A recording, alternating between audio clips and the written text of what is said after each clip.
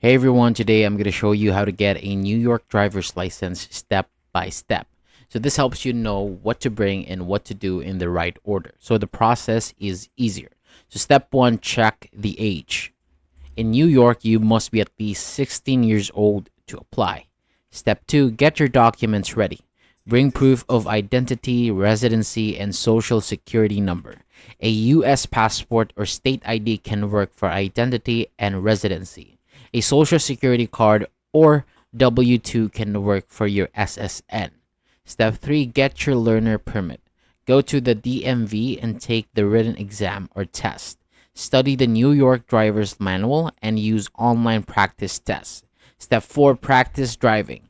You need 50 hours of supervised practice, including 15 hours after sunset. The DMV website lists state approved driving school. Step 5, take the road test. Practice basics like stopping, turning, and parking, plus merging and intersection. Stay calm on test day. And step 6, apply for your license. Schedule your road test online. After you pass, fill out the application and then pay the fee.